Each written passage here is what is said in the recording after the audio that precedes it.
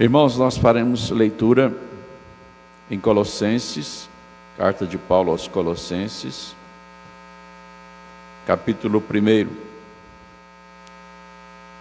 onde leremos do versículo 15 ao versículo 20.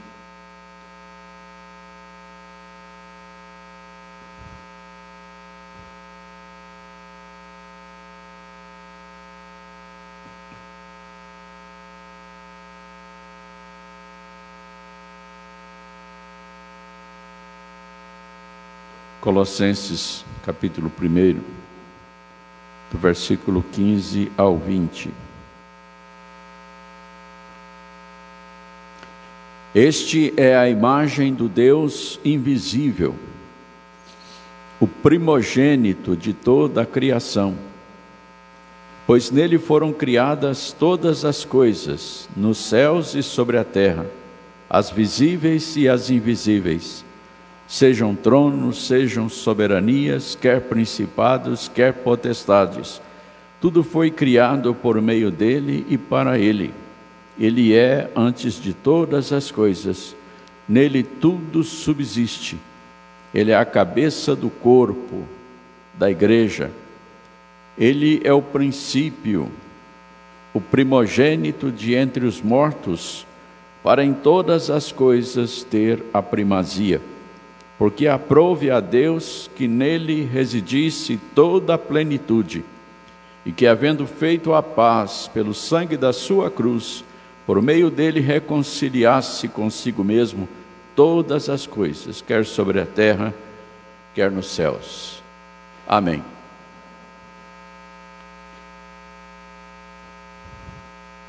No domingo anterior ao acampamento, ou seja, no domingo atrasado, nós pregamos aqui uma mensagem baseada nos versículos 13 e 14. Mensagem que nós intitulamos Das Trevas para a Luz.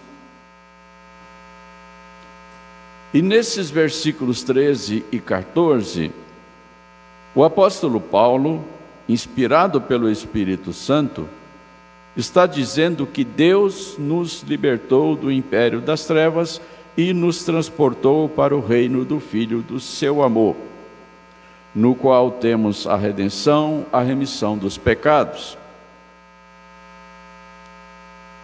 E aí, continuando, diz que esse Filho do seu amor, Filho do amor de Deus, isto é, Jesus Cristo, é a imagem do Deus invisível, o primogênito de toda a criação, e aí então começa a falar a respeito de Cristo. Nos versículos 13 e 14, a Bíblia está falando daquilo que Deus realizou por nós através de Cristo.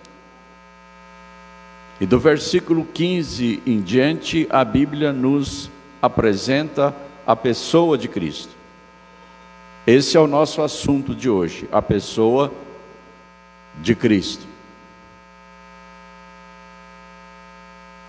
E para falar da pessoa de Cristo, o apóstolo Paulo, ele usa de uma linguagem cheia de superlativos, cheia de grandiloquência, ou seja, uma linguagem especialmente elevada, especialmente sublime, especialmente excelsa, para nos falar a respeito das grandezas insondáveis do nosso Redentor.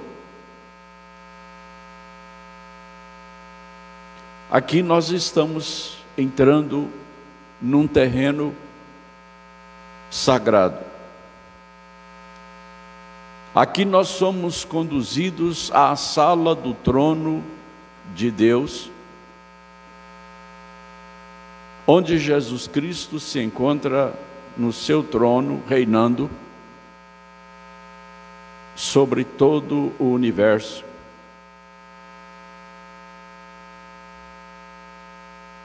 O Deus que nos assiste nesta hora em Cristo Jesus, nosso Salvador,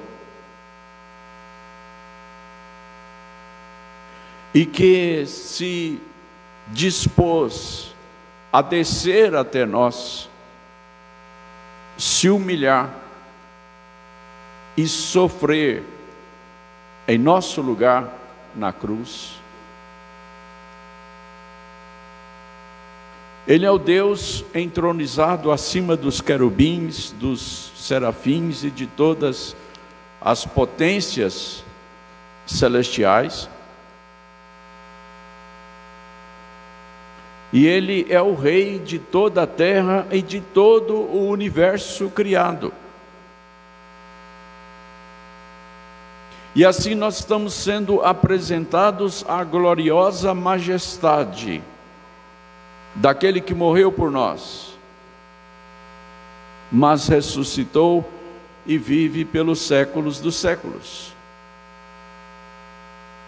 É o Deus a quem nós aguardamos para julgar todas as coisas e para restaurar toda a criação.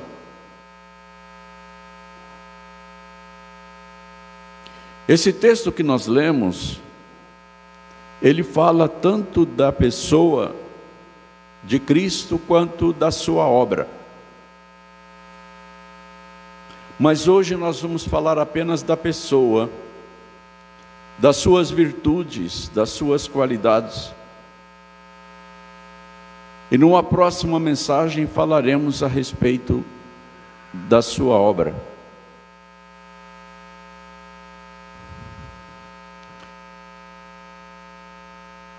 E nas palavras que nós lemos,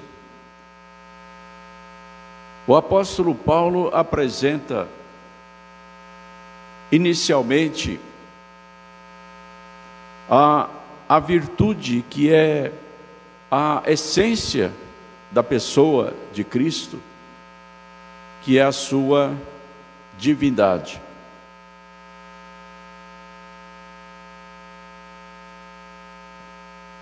Este é a imagem do Deus invisível. Imagem do Deus invisível.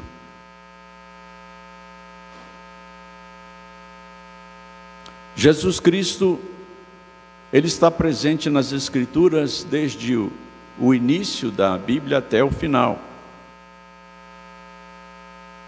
Ele é aquele através de quem todas as coisas foram criadas. Ele era o Verbo de Deus para criar todas as coisas, visíveis e invisíveis.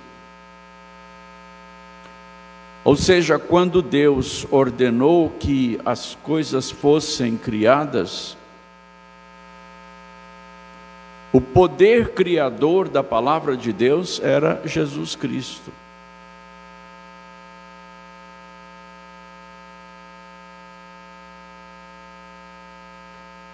Portanto, a Bíblia nos apresenta Jesus Cristo como sendo Deus. Deus Criador, Deus sustentador de todas as coisas, Deus restaurador de todas as coisas e Deus juiz de todos.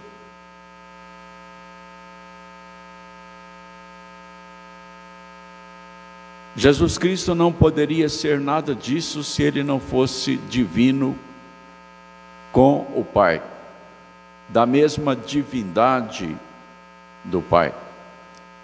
Ele é perfeitamente Deus. E a Bíblia nos diz que nele habita corporalmente toda a plenitude da divindade. Corporalmente, fisicamente, Nós estamos falando de Deus visível. Nós estamos falando de Deus perceptível pela visão,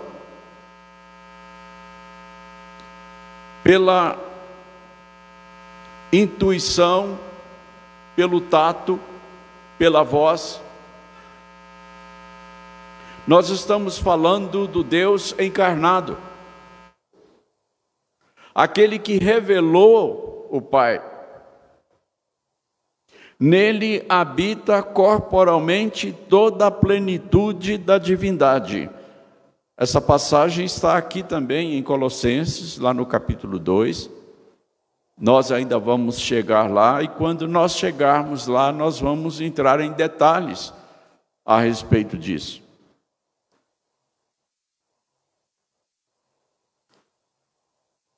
O apóstolo Paulo, antes de escrever essa carta,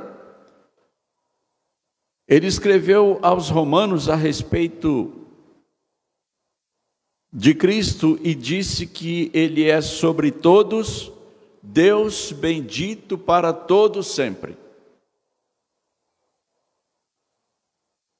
Está falando de Jesus Cristo e o chama de Deus bendito para todo o sempre. E escrevendo aos Coríntios, na segunda carta, o apóstolo Paulo diz: o qual é a imagem de Deus. Escrevendo aos Filipenses, a respeito de Cristo, ele diz: pois ele, subsistindo em forma de Deus, não julgou como usurpação o ser igual a Deus. O que significa isso? Não julgou como usurpação o ser igual a Deus. É que quando Cristo dizia ser Deus, ele não estava usurpando essa divindade. Ele estava afirmando aquilo que ele era, o que ele é. Para ele, dizer que é Deus não é usurpação, é direito e é verdade.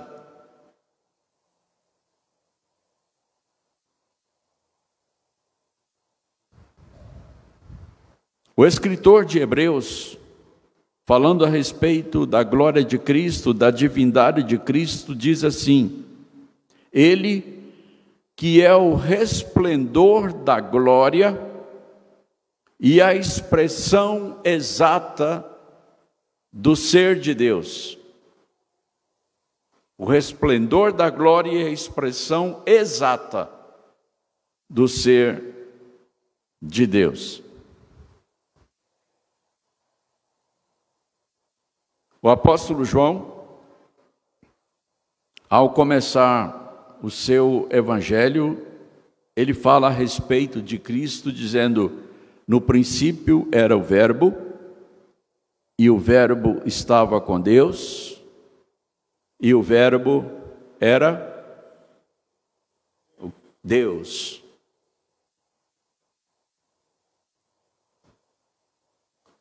Como entender isso? Não somos capazes. Por enquanto, a nossa capacidade mental esbarra nas fronteiras dos arcanos de Deus, dos mistérios de Deus, dos segredos de Deus, das profundidades da glória celestial.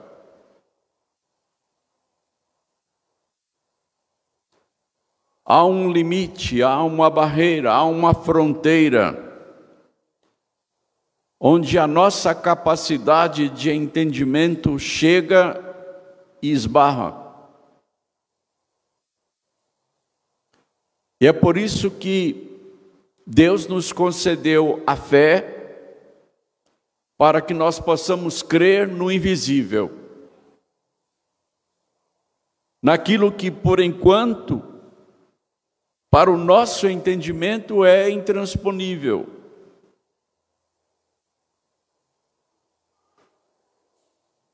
a divindade de Cristo.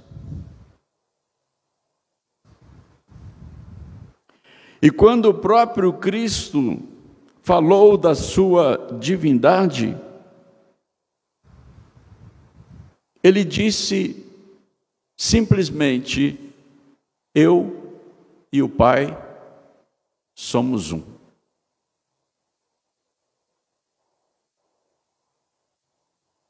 E aí, quando ele estava se despedindo dos discípulos para voltar para o Pai, falando a respeito da sua ida para o céu, falando a respeito do caminho que ele iria trilhar e que os seus discípulos não podiam acompanhá-lo ainda,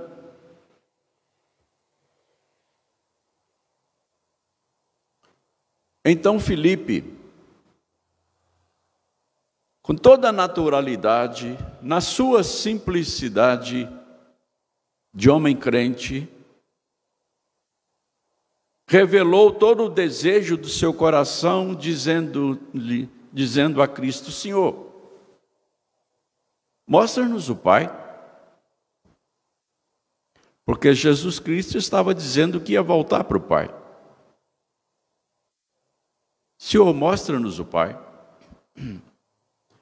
Então Jesus Cristo, na sua ternura, no seu carinho, na sua paciência, na sua longanimidade para com a simplicidade e ingenuidade de Filipe, disse: Filipe, há tanto tempo eu estou convosco e vocês ainda não me conhecem?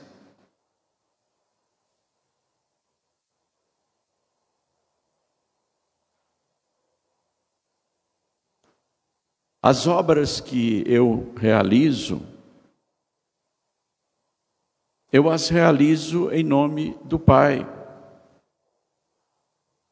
Como dizes tu, mostra-nos o Pai? Nós realizamos as mesmas obras.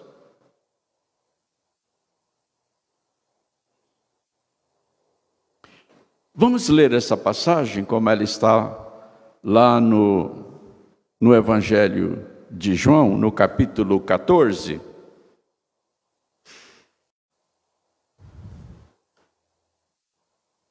É uma das passagens mais ternas das Escrituras. Evangelho de João, capítulo 14.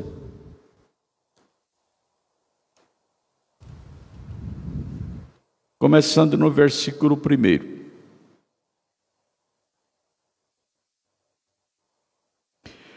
Não se turbe o vosso coração.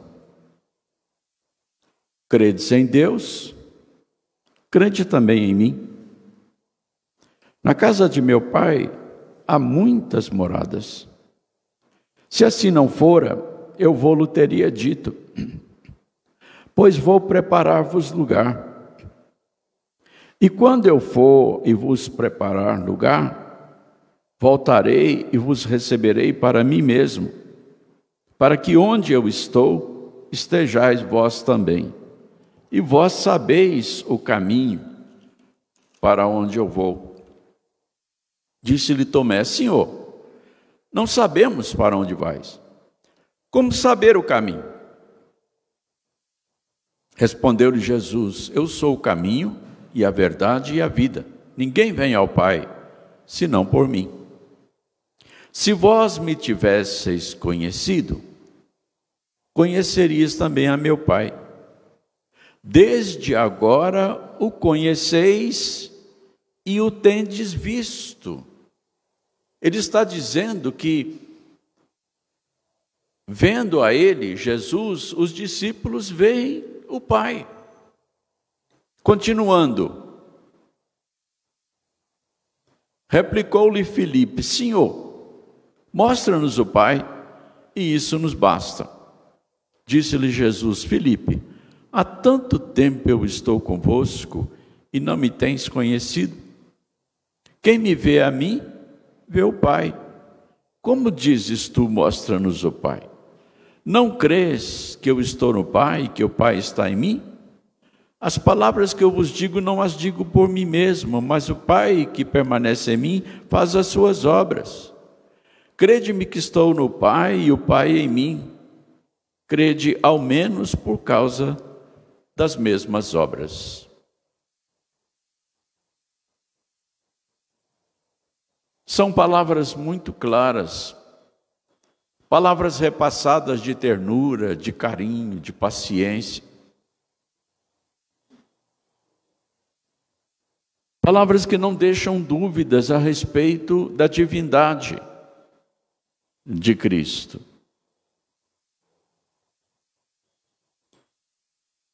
E um teólogo, ele escreveu o seguinte a respeito da divindade de Jesus Cristo: é no Filho que o Deus invisível se tornou visível, a fim de que o homem contemple aquele que é invisível. Lá na glória, nós vamos contemplar o Pai na pessoa visível de Jesus Cristo. Quando Jesus Cristo se encarnou, o Deus de toda a glória se tornou visível.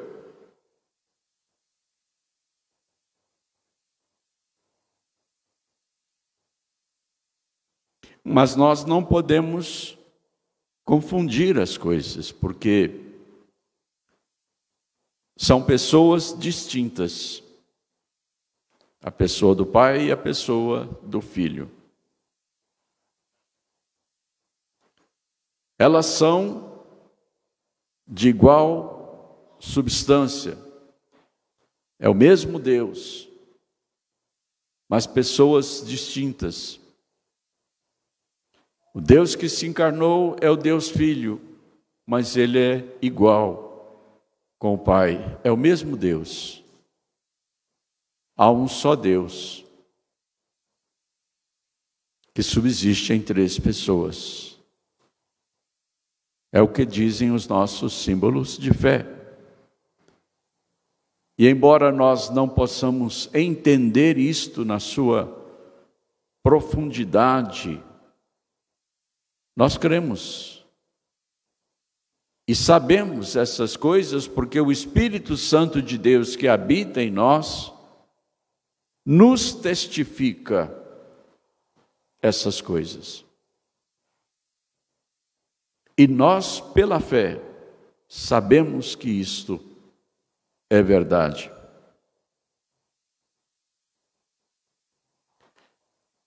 Este é a imagem do Deus invisível. Este é o primogênito de toda a criação.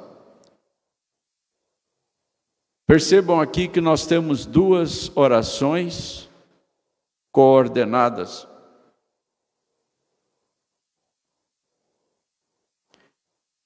Com o mesmo sujeito. Este é a imagem do Deus invisível. Uma oração. Segunda oração. Este é o primogênito de toda a criação. Ao falar de Jesus Cristo como primogênito de toda a criação, Paulo está nos apresentando aqui a eternidade do Filho de Deus, a eternidade de Cristo. Já fomos apresentados à divindade da pessoa de Cristo e agora estamos sendo apresentados à eternidade da pessoa de Cristo. Aqui nós temos uma palavra muito importante em toda a Escritura, que é a palavra primogênito. O primogênito de toda a criação.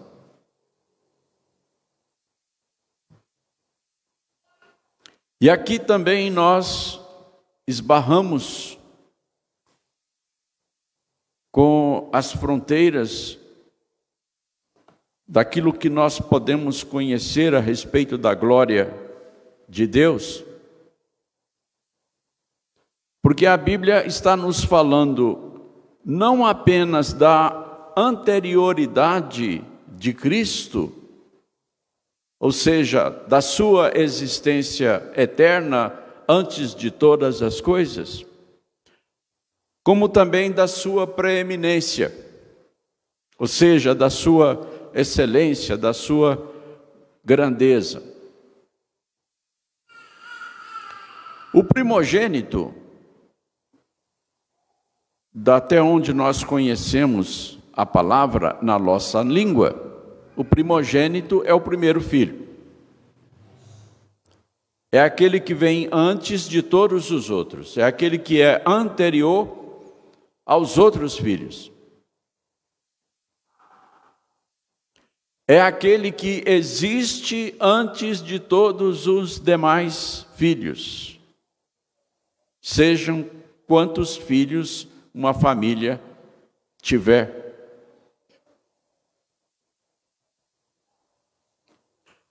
Na Bíblia, a palavra primogênito para Jesus Cristo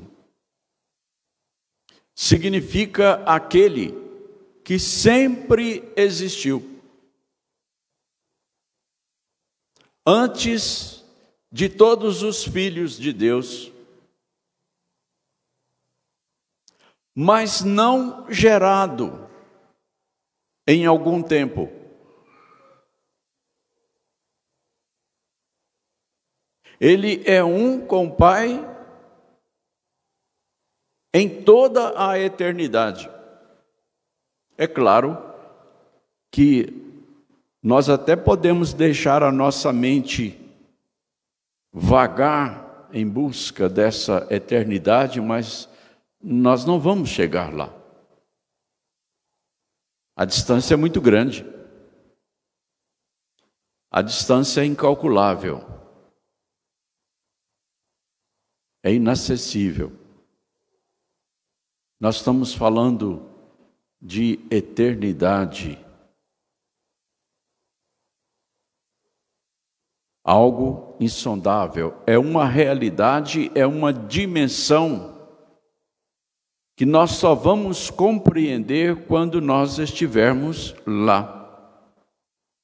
Por enquanto, nós estamos fechados em uma janela espaço-temporal que contém a nossa história. Essa janela foi aberta quando Deus criou todas as coisas e vai ser fechada quando Jesus Cristo voltar. Então, a dimensão espaço-tempo é uma dimensão provisória que Deus abriu para nos dar existência e será fechada quando a nossa existência terrena chegar ao fim. E a Bíblia diz que até mesmo a natureza, as plantas, os animais, toda a criação geme desejando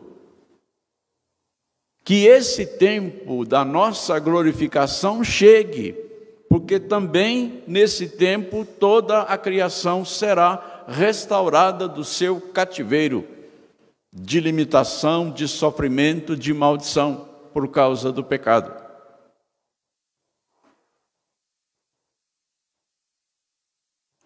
E então nós vamos conhecer o que é que o escritor da carta aos Hebreus quis dizer quando se referiu a nós, igreja, como a igreja dos primogênitos. Olha a importância da palavra. Jesus Cristo é o primogênito do Pai.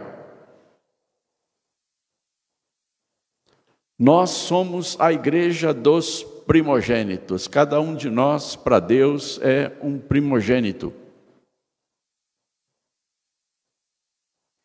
E aí, a palavra primogênito com relação a cada um de nós significa que nós já estamos sendo tratados por Deus e vamos ser plenamente tratados por Deus com todas as honras e privilégios da primogenitura. No Antigo Testamento, o primogênito era aquele que tinha direito a uma porção dobrada da herança.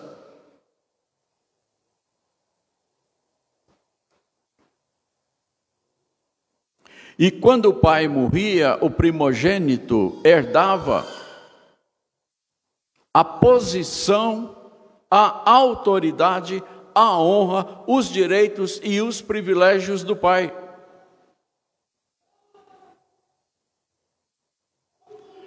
Pense nisto dentro da nossa glorificação.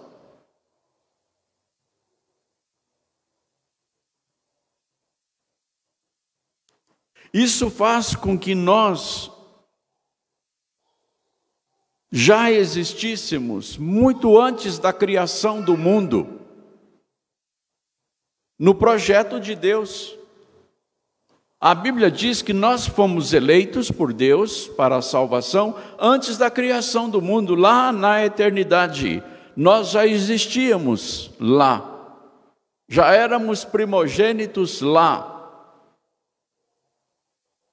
E Jesus Cristo já existia antes da nossa existência na eternidade.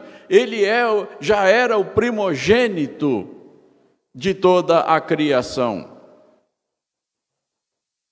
Ou seja, Deus eterno.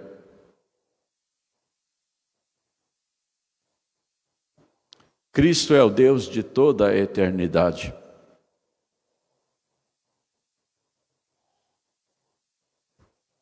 E é por isso que nós podemos confiar com toda tranquilidade e certeza absoluta na volta de Cristo e na nossa glorificação.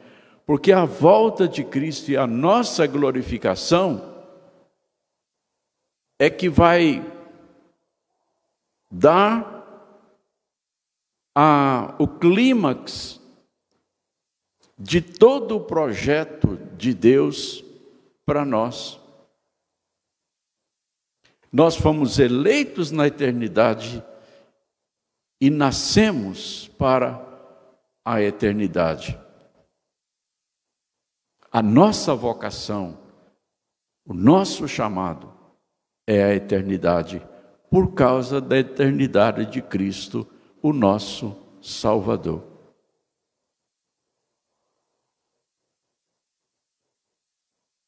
A Bíblia diz que Deus colocou a eternidade no nosso coração.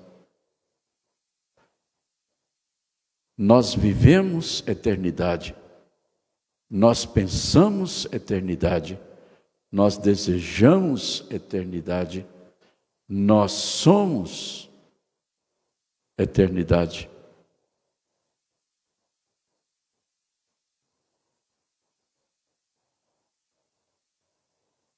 E finalmente,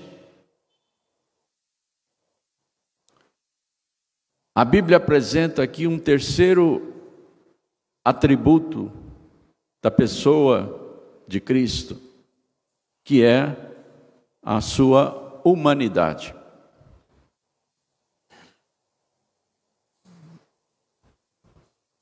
Versículos 18 a 20 dizem assim: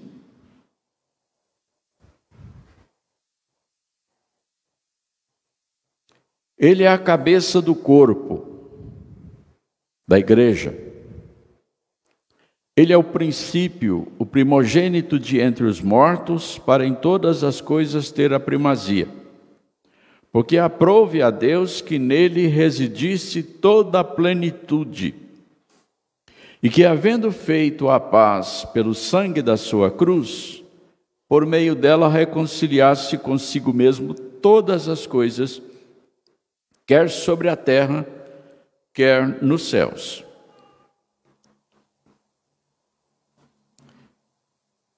Olha só a mudança de linguagem. Até agora, Paulo estava falando de coisas espirituais.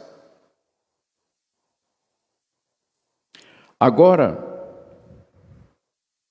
ele diz que Jesus Cristo é a cabeça do corpo. Aqui nós já entramos numa dimensão física. O corpo aqui é a igreja. A igreja existe fisicamente. A igreja é daqueles que estão sobre a terra, chamada igreja militante. E Jesus Cristo é o cabeça desse corpo.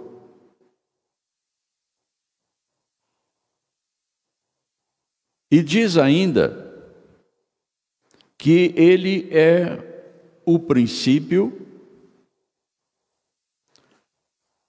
o primogênito de entre os mortos. Jesus Cristo morreu fisicamente. Para morrer, ele teve que se encarnar, se desenvolver e se entregar na cruz do Calvário.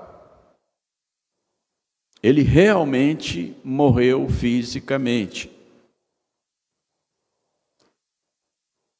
E quando diz que ele é o primogênito de entre os mortos, está falando dos mortos da ressurreição final. Porque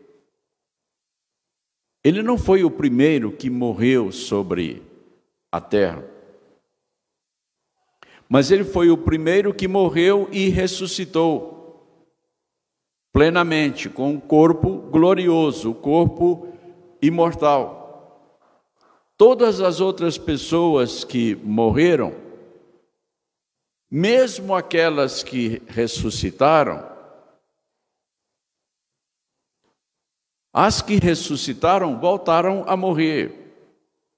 E assim todos os que morreram aguardam a ressurreição final. Mas Jesus Cristo é o único que morreu e ressuscitou dos mortos. Então ele é o primogênito, ou seja, o primeiro da ressurreição.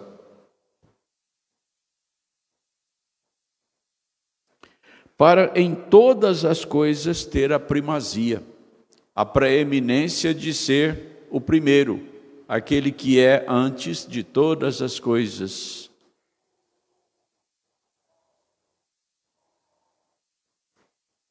Porque aprouve a Deus que nele residisse toda a plenitude, e que, havendo feito a paz pelo sangue da sua cruz, sangue, dimensão física, sangue derramado do seu corpo na cruz, por meio dele reconciliasse consigo mesmo todas as coisas, quer sobre a terra, quer nos céus. Para isso, Jesus Cristo teve que se encarnar. E essa humanidade de Jesus Cristo, ela foi completa e perfeita em todas as suas fases. Nós sabemos da história do nascimento de Cristo, e no mês que vem o mundo todo celebra, comemora mais uma vez o nascimento de Cristo. Então nós sabemos a história desse nascimento, a Bíblia nos conta essa história com vários pormenores. A Bíblia nos diz que ele crescia em estatura e graça diante de Deus e dos homens. O seu crescimento foi acompanhado pelos seus familiares, pelos seus vizinhos, por todas as pessoas que o conheciam. E ele viveu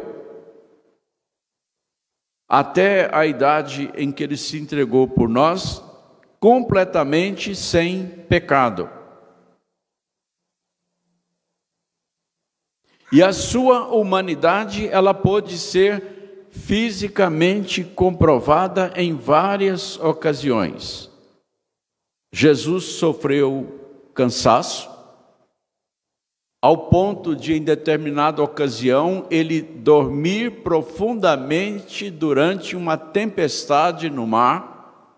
Ele estava dentro de um barco com seus discípulos. Houve uma tempestade no mar. E eu gosto de visualizar isto. É bom a gente colocar a capacidade de imaginação para funcionar, para procurar entender, visualizar o que as Escrituras estão falando. Eu acho que muitos aqui, se não todos, já assistiu a algum filme que mostra uma tempestade em alto mar. Como é que a embarcação é jogada para lá e para cá? Como é que as pessoas se esforçam para permanecer segurando alguma coisa para não serem lançadas, inclusive para fora da embarcação? Porque é uma coisa violenta.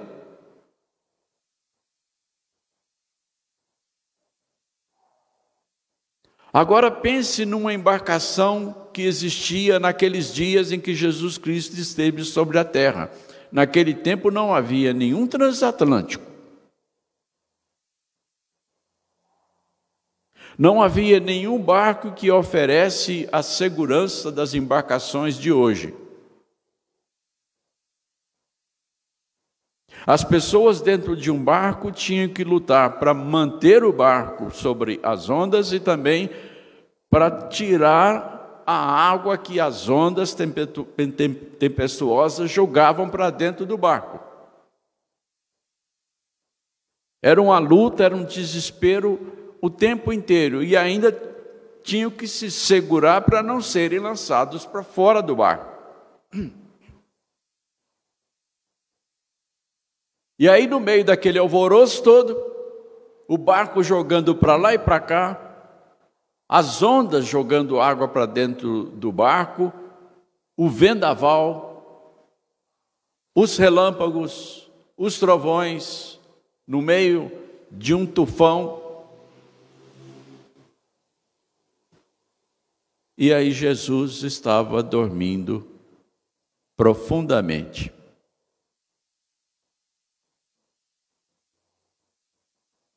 Eu fico imaginando.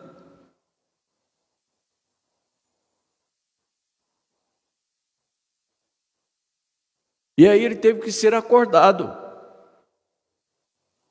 Os discípulos entraram em pânico, eles não estavam conseguindo dominar a situação, perderam o controle, entraram em pânico e aí foram lá sacudir Jesus. E aí é por isso que nós temos aquele hino, em que o hino reproduz a fala dos discípulos, né? Mestre, não se te dá que morramos? Podes assim dormir? Apelaram.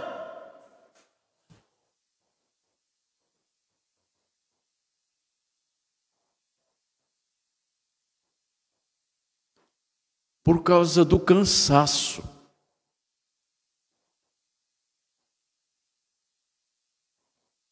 Eu já ouvi falar de casos em que pessoas passaram por acidentes de automóvel, de ônibus,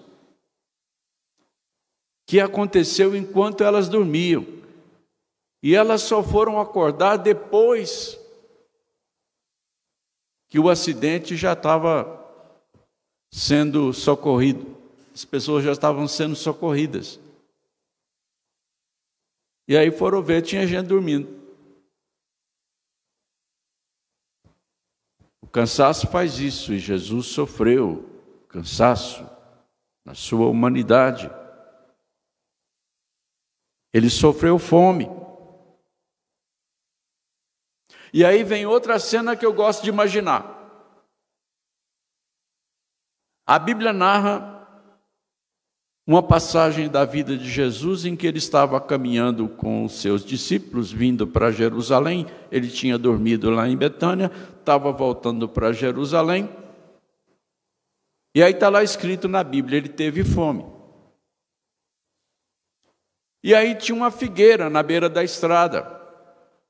E a Bíblia diz que ele foi procurar figos na figueira. Aí eu fico imaginando, Jesus vem de lá, está com fome, vê uma figueira, e como qualquer um de nós, quando vê uma árvore frutífera, especialmente uma mangueira, chega debaixo e fica procurando o fruto maduro, né?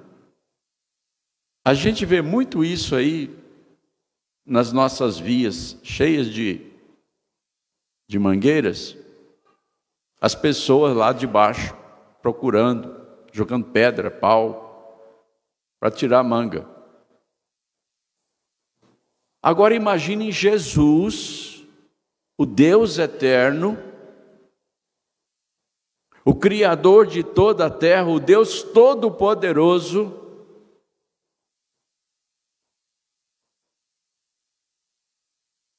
debaixo de uma figueira procurando figo maduro. Parece coisa de criança, né? Ou de adulto com fome. E ele estava com fome. Porque ele era humano, perfeitamente humano. E ele teve sede.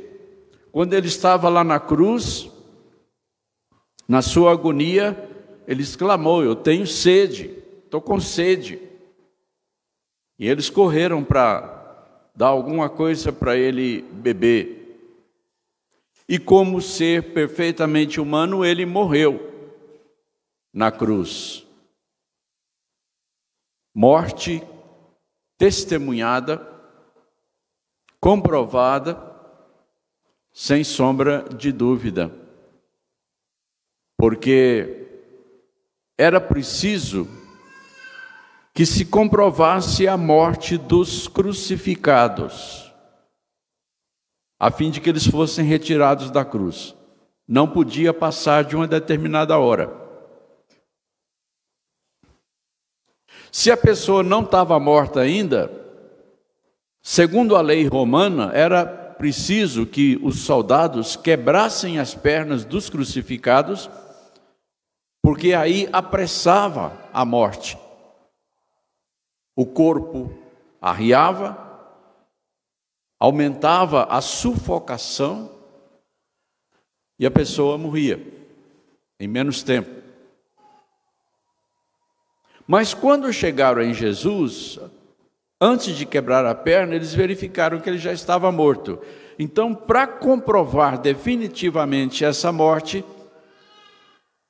alguém enfiou uma lança do seu lado para ver o que saía.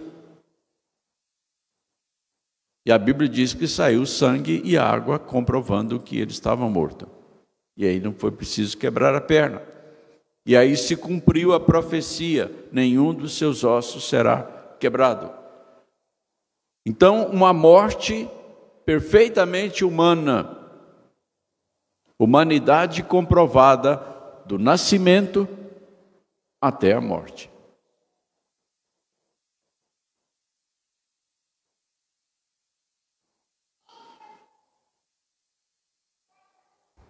Agora, tudo isso que está escrito aqui, tudo isso que nós falamos,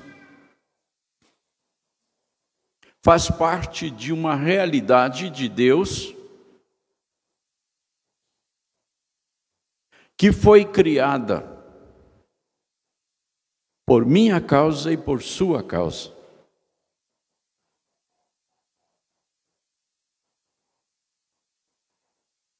Deus criou uma dimensão espaço-temporal para a nossa existência. E Ele enviou o seu Filho Jesus Cristo, que é Deus,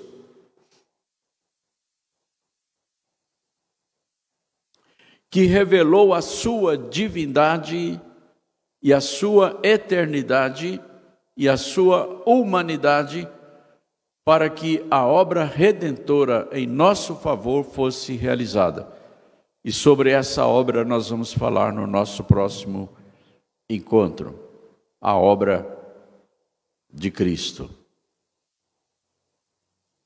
Eu espero que essa mensagem sobre a pessoa de Cristo, a sua divindade, a sua eternidade, a sua humanidade, possam nos edificar na fé, porque mais uma vez nós somos confrontados com a realidade de que Deus, o Deus Todo-Poderoso, Criador dos céus e da terra, nos ama desde a eternidade e fez tudo isso por nós para nos conceder o retorno à eternidade. Que assim Deus nos abençoe e que Deus seja louvado